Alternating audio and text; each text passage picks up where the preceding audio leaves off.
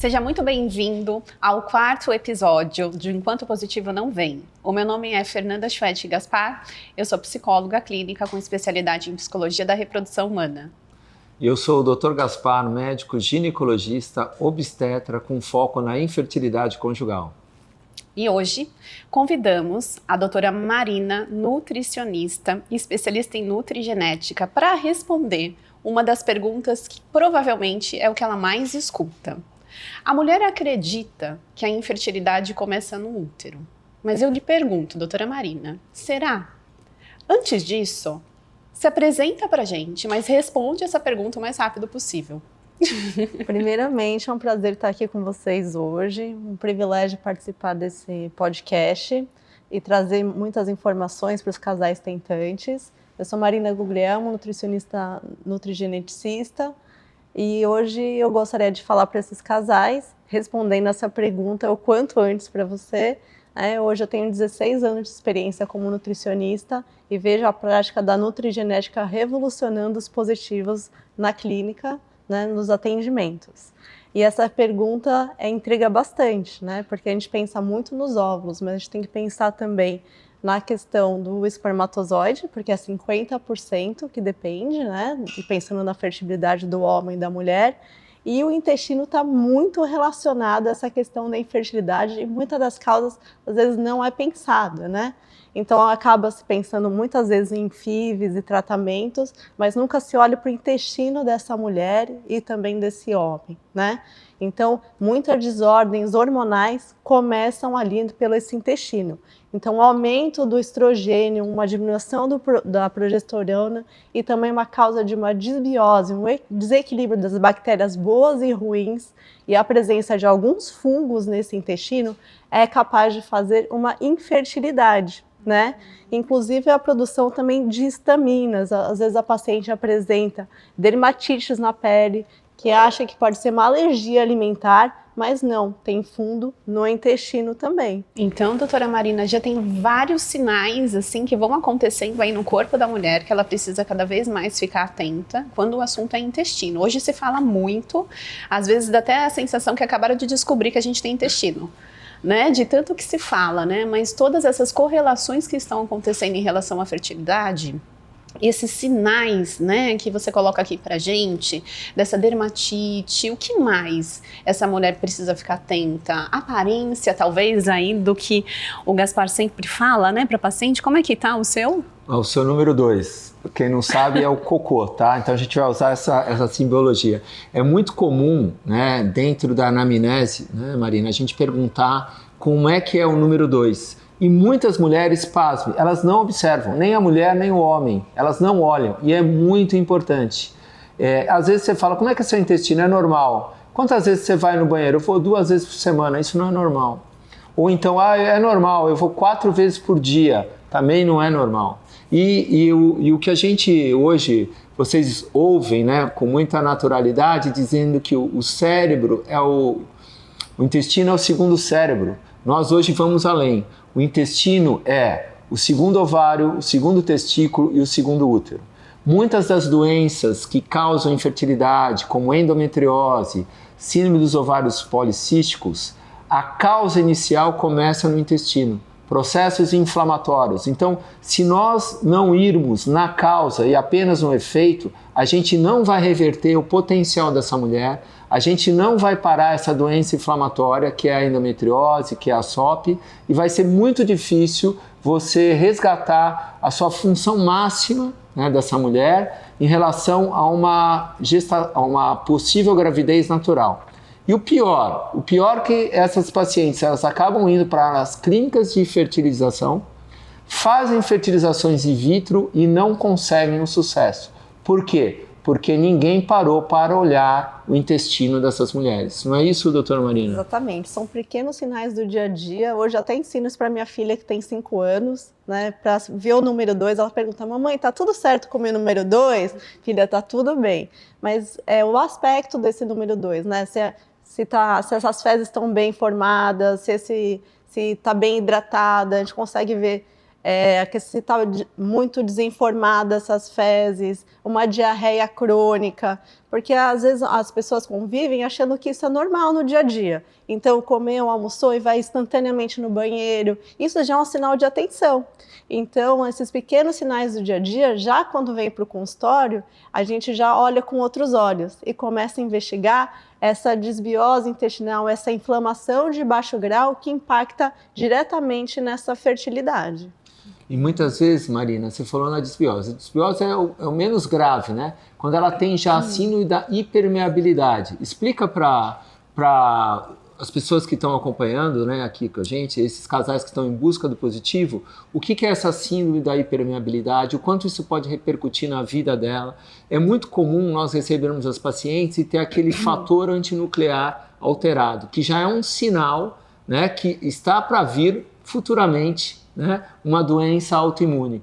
Conta um pouquinho como é que você aborda isso, como é que você identifica e quais são as saídas, porque tem saída, viu? Você que está vendo a gente aqui, tem saída. A questão da permeabilidade intestinal está muito relacionada a essa inflamação a longo prazo.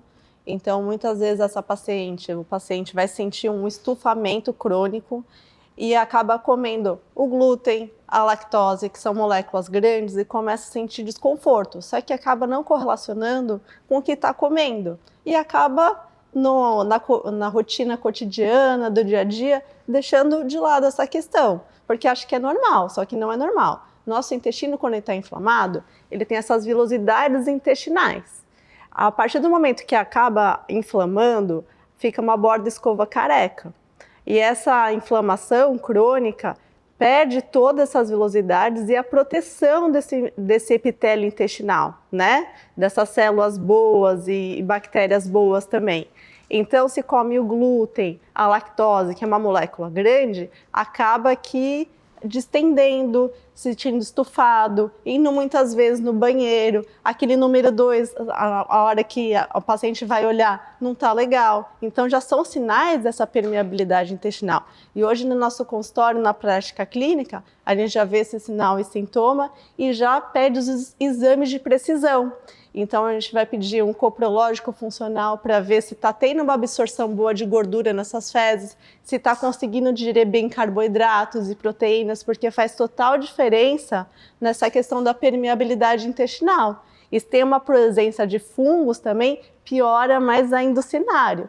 Então a gente olha com um olhar mais clínico e esses exames de precisão, eles vão ajudar bastante. Hoje também a gente usa no consultório exame de precisão, que é o de microbioma intestinal, que a gente vai ver todos os tipos de bactéria que tem nessa microbiota intestinal. Então a gente consegue modular com suplementos e também com alimentos para melhorar essa questão de permeabilidade intestinal e dando nutrientes para esse intestino que não está absorvendo bem o nutriente que a paciente come. O que adianta comer saudável e alimentos bons se não tem uma absorção por esse intestino?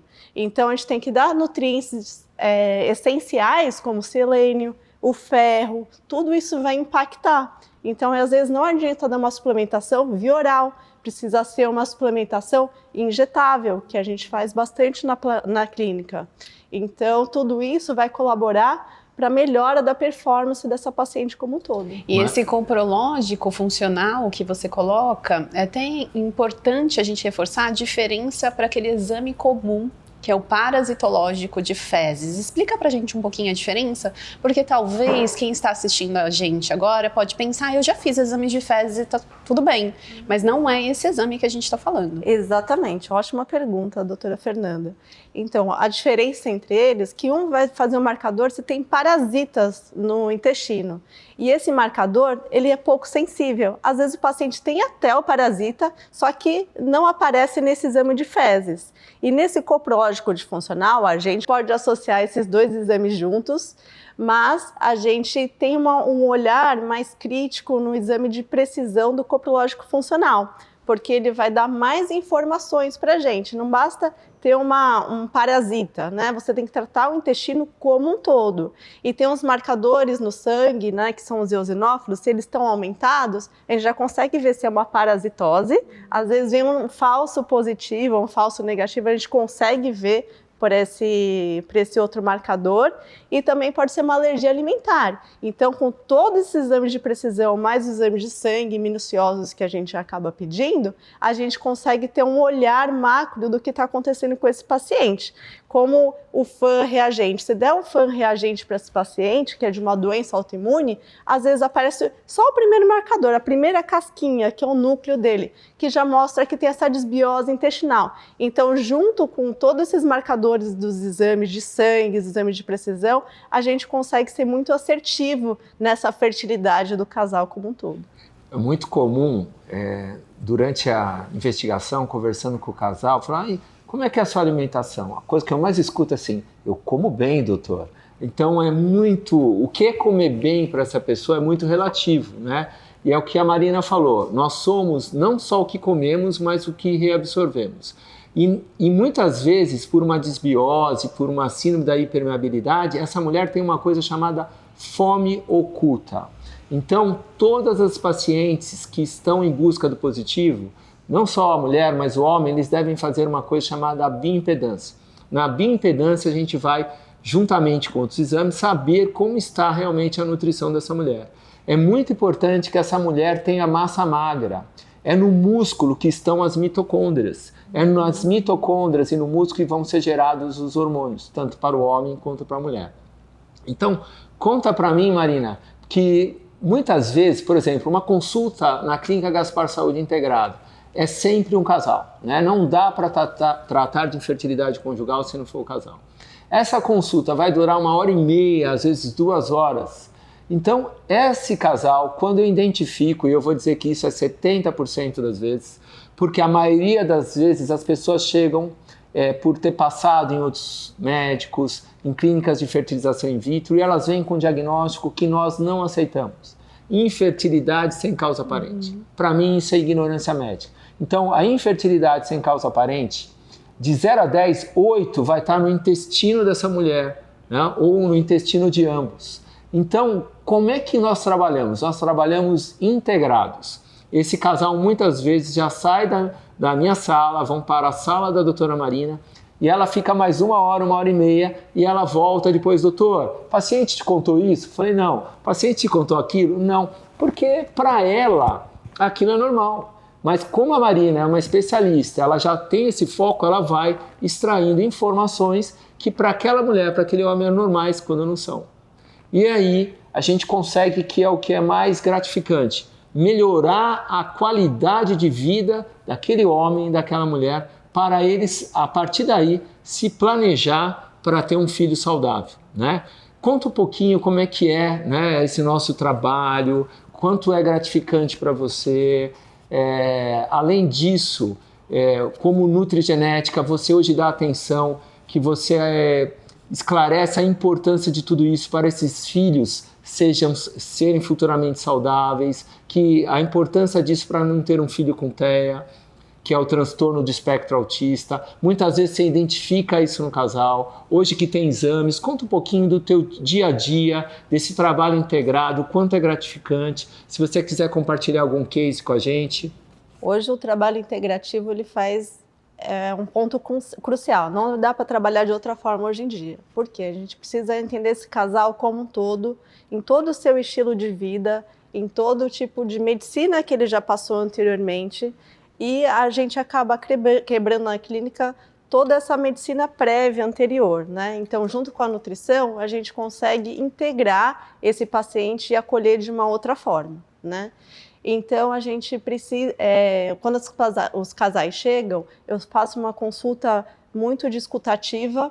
Eu gosto bastante de escutar a relação dos casais em relação à comida também, e como que essa nutrição ela está performando dentro da casa deles. E muitas vezes, como o doutor falou aqui anteriormente, acontece muito a questão da fome oculta, né? Esses casais, eles até comem de forma relativamente saudável, consideram que estão comendo alimentos saudáveis, só que estão com questões absortivas e não conseguem absorver de uma forma ideal. Isso a gente consegue pensar também na parte digestiva. Se tem uma produção, por exemplo, diminuída de ácido clorídrico, esse casal vai ter um problema de dificuldade na absorção também desses nutrientes. Então, a absorção já começa a ser prejudicada aí, já no estômago, e depois continua no intestino.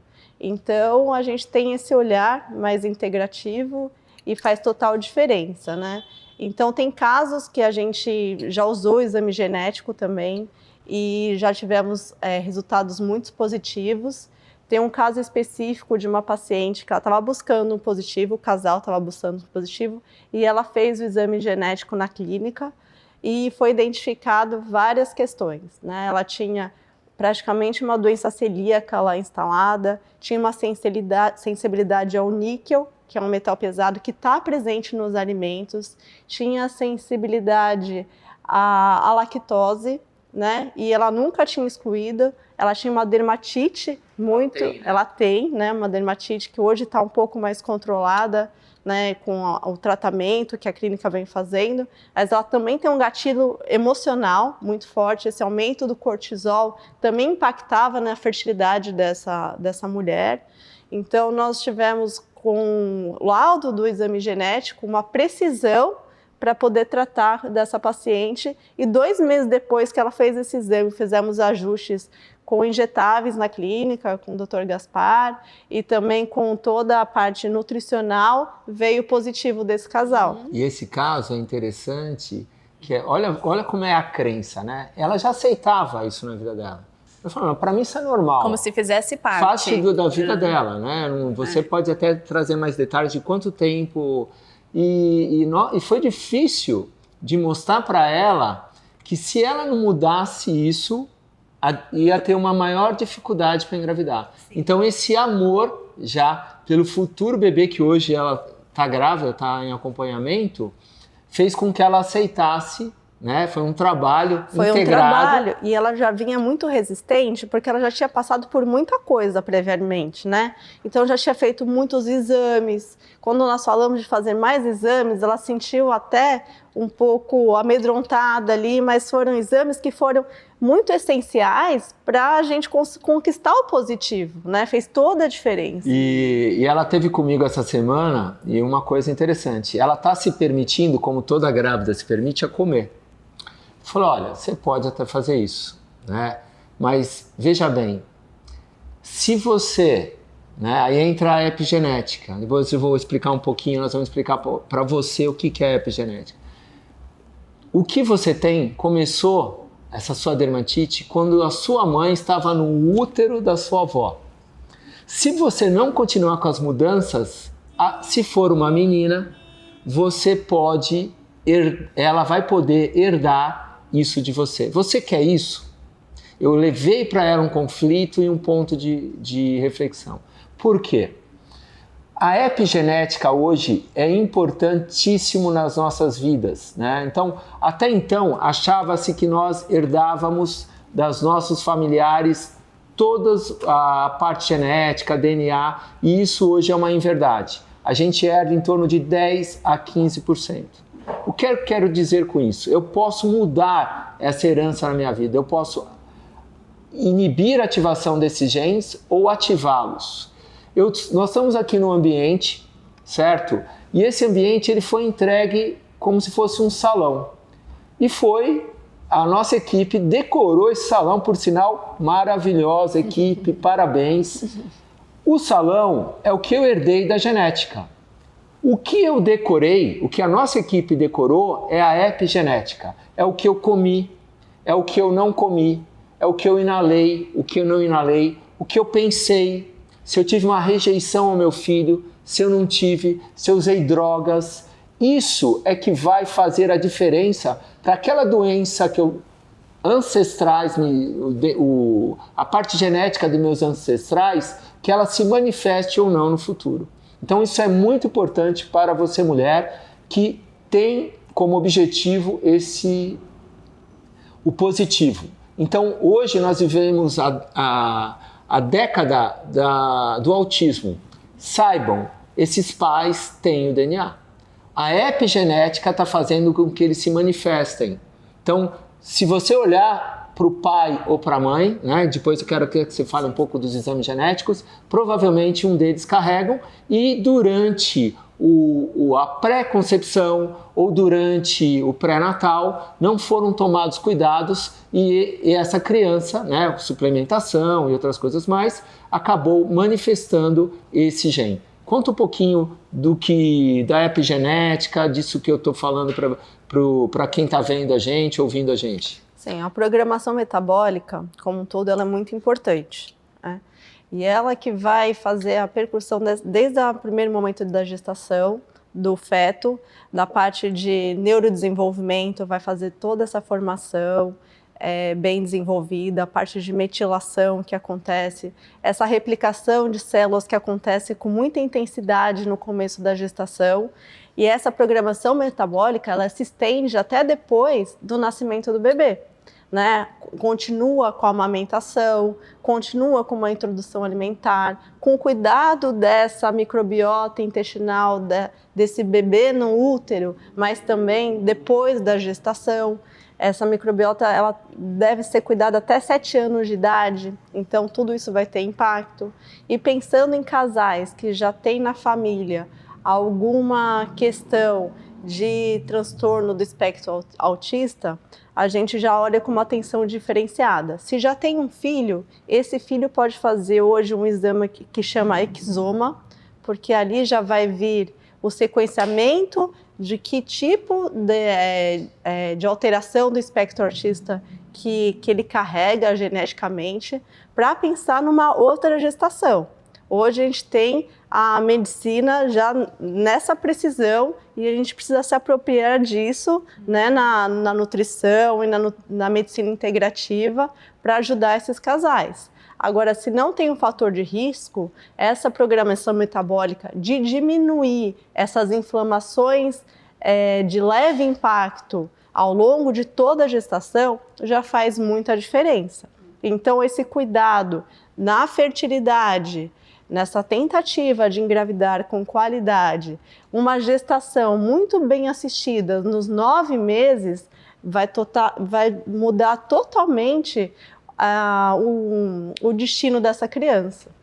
E é interessante o que a Marina está falando, os estudos mostram, assim que o bebê nasce, faz um estudo da microbiota intestinal. E o que eles encontram nesse recém-nascido? Enterócitos, que são enterócitos da mãe.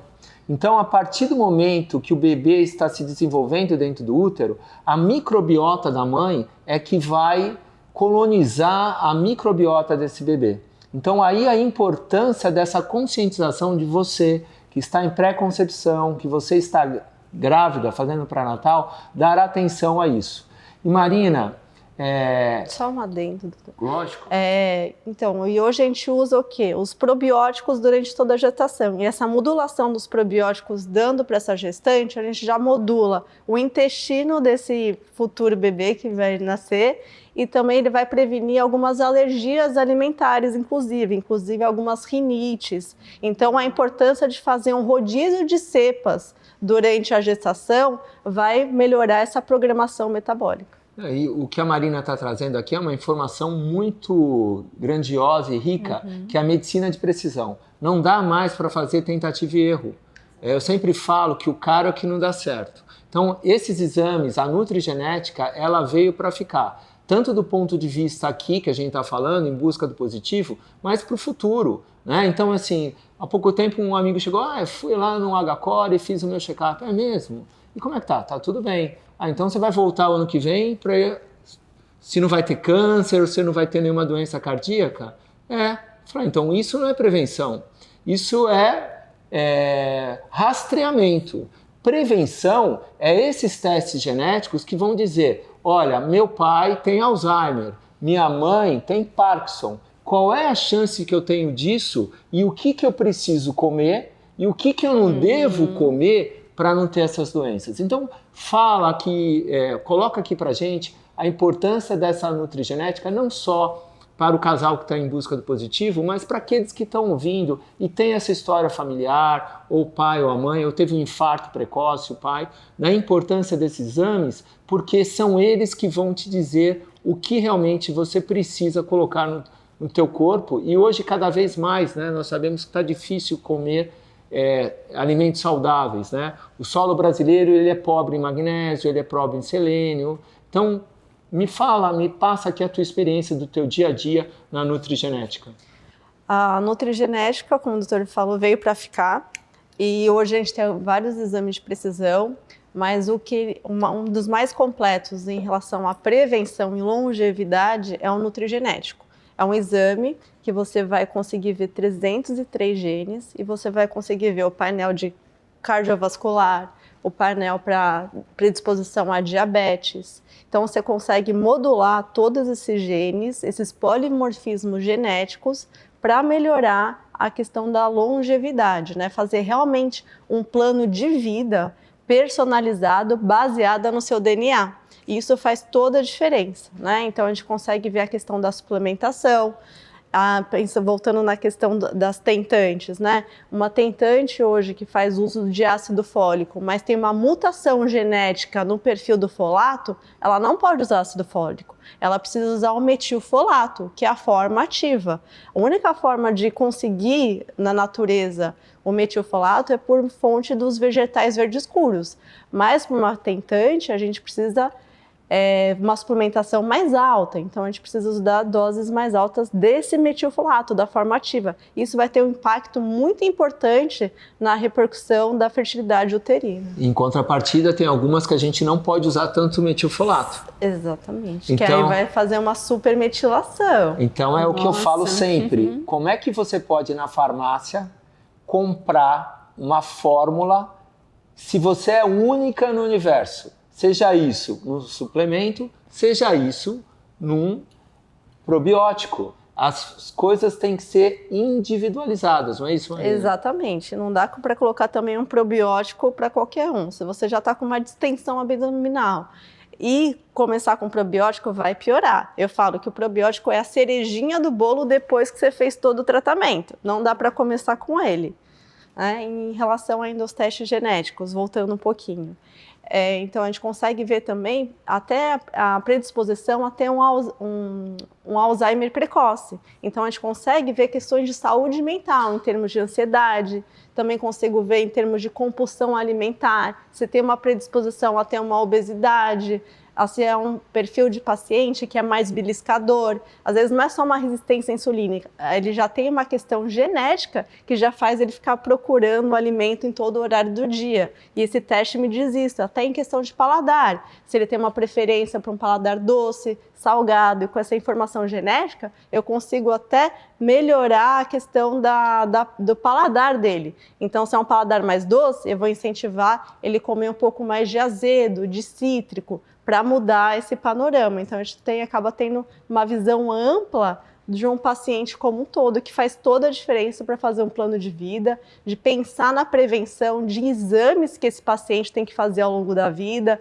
pensando numa saúde óssea, numa performance física, tem painel específico de esporte, eu consigo ver se esse paciente, se ele consegue fazer uma atividade física e consegue performar bem no treino, ou se tem muita dor no pós-treino, aí a gente pode entrar com alguns ativos para melhorar essa vasodilatação no treino, então ficar muito personalizado. Consigo ver também que tipo de treino que esse paciente ele deve fazer ou não, se está dando certo. Às vezes ele tem uma questão de adesão do treino, que é muito frequente em mudança de estilo de vida. Mas às vezes no teste genético dele já aparece treino específico para ele, ele vai ver muito mais resultado do que ele já fez com outras coisas antes. Então isso às vezes muda, é um exame que muda a chave da pessoa. Então ele acaba se identificando muito com as informações do próprio DNA e faz toda a diferença. E aí esse teste também que apresenta o perfil comportamental. Exatamente. Que é muito interessante, né? Porque muitas vezes, né, quando o casal chega, às vezes pode dar a sensação que ele não se alimenta da maneira correta porque ele não quer. né? E isso tem um impacto muito grande na questão emocional em relação à sua própria autoconfiança e autoestima, né? Então, talvez você tenha recebido já casais falando, doutora, eu tento me alimentar dessa maneira, mas eu sei o que eu tenho que fazer, mas eu não consigo fazer. E quando a gente traz essa possibilidade de mostrar esse perfil comportamental, você acredita, né, que a direção para esse resultado ser melhor é muito maior? Com certeza, porque aí a gente consegue ver o tipo de paciente que a gente consegue abraçar como um todo, né?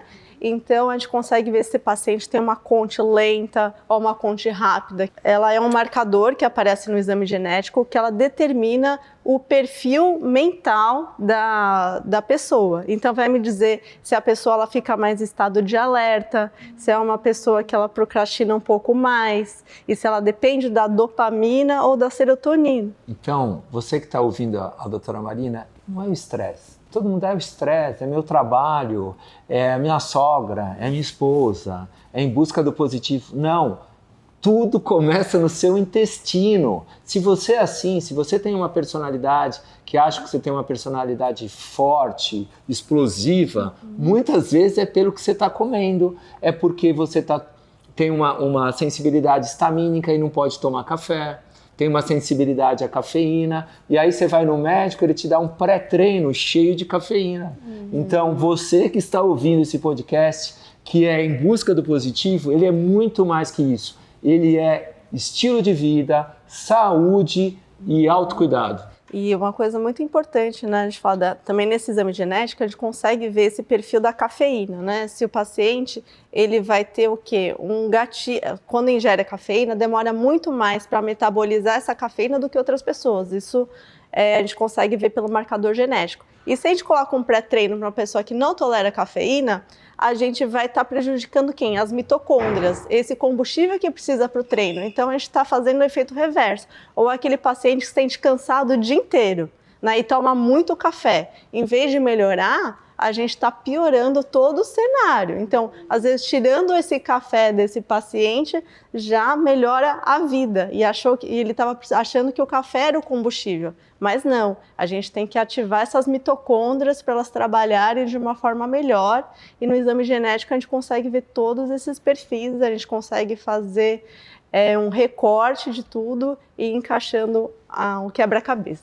Enquanto você explica, eu estou aqui fazendo uma analogia, né? Então é uma preparação para esse grande aquário que vai receber um lindo peixe. Né? Então, quanto mais limpa essa água estiver, né, melhor esse peixe vai navegar ali dentro, né? Vai nadar ali dentro e depois vai se transformar num lindo bebê, que é isso que a gente deseja. Né, essa importância que vocês estão colocando aqui é assim fundamental, porque muitos casais que não têm esse tipo de informação, eles acabam desistindo no meio do caminho, porque os medos acabam se tornando muito maiores. Né? Casais que não têm a informação, por exemplo, como é possível você prevenir algumas doenças que possam acontecer. Então, às vezes, por medo desse bebê nascer com autismo, não quero nem ser mãe. Não, nós decidimos que nós não vamos engravidar porque nós não sabemos como é que vai nascer o bebê. Né? E olha só a importância, né? A informação ela esclarece, porque assim, tem caminhos, tem jornadas que é sim possível serem trafegadas, caminhadas, é uma grande travessia, na verdade, essa busca, né? Que trazem essa segurança. Né, para realizar realmente o sonho. Então, ou seja, desistir do sonho pela falta de informação, hoje é o que eu vejo que acontece, mas a gente está aqui para trazer toda essa informação para dizer para você que não precisa, porque a informação ela está aí, né, para ser disseminada, para ser compartilhada e para trazer esse momento muito mais segurança. Excelente, né? Eu ficaria aqui conversando com a doutora Marina o dia inteiro. Né? Porque assim, é muita informação, é muita coisa, e eu tenho certeza que você que está assistindo também gostaria de obter muito mais informação, né? Mas eu vou pedir aqui para a doutora Marina deixar uma mensagem para você que está assistindo, de que maneira quem está nos assistindo agora pode continuar, né, nessa busca, nessa pesquisa, descobrir o que mais existe, o que mais a medicina e as possibilidades estão oferecendo que talvez eles ainda não tenham percebido. O meu recado final aqui para deixar para vocês é prestar atenção nas coisas do cotidiano, na rotina, nas pequenas mudanças e nos sinais. Por exemplo, a gente falou aqui do número 2. Então, começa a olhar o seu número 2, começa a ver aquelas questões que te incomodam e você acaba deixando de lado no dia a dia, aquele cansaço, aquela noite mal dormida que deixou para trás, às vezes aquela insônia que já se tornou um pouquinho mais crônica, mas não está dando muita bola. Então, essas pequenas mudanças na percepção do próprio corpo faz toda a diferença. Aí você já vai ter esse primeiro caminho para vir até nós, já para dar essas informações e mudar, né, realmente o cenário do jeito que até hoje foi visto a questão do casal como um todo, né? Então, olhar também a questão da atividade física, se ela está sendo feita de alto impacto, isso pode influenciar nos níveis de cortisol, aumentando mais, prejudicando a fertilidade. E uma coisa que eu sempre falo aos meus pacientes, dieta restrita é o pior caminho para a gente conquistar uma fertilidade ou até um emagrecimento, que a nutrição está muito vinculada a ele, mas eu quero quebrar isso aqui também, né? Hoje acho que a gente já falou até coisas muito além para ver como a nutrição evoluiu, né? Então, a alimentação, ela não pode ser restrita, porque vai prejudicar o intestino, não vai favorecer o crescimento de bactérias protetoras para esse intestino, vai piorar a absorção e as mitocôndrias não vão ser ativadas. Então, uma alimentação o mais variada possível é o melhor caminho. Doutora Marina, muito, muito obrigada pela sua participação. Daqui nós ficamos torcendo com o coração cheio de alegria para você que está assistindo e que está absorvendo todo esse conhecimento. A nossa torcida mais do que nunca é que, enquanto o seu positivo não vem, você continue caminhando nessa jornada com bastante leveza, mas que você busque também as informações que possam contribuir para isso, não é? Que essas informações mude a sua vida sempre de uma maneira positiva e que você entenda que tem saída. Sempre tem. Sempre tem saída. E para você que não assistiu o primeiro episódio, eu faço esse convite, porque nesse primeiro episódio a gente conta o real propósito desse encontro aqui. Nós somos tentantes por mais de 10 anos. Nosso positivo também demorou muito para vir, mas ali a gente dá muito mais detalhes. Então, olha, uma dica, volta lá no primeiro episódio, assista e depois volta aqui para esse episódio também.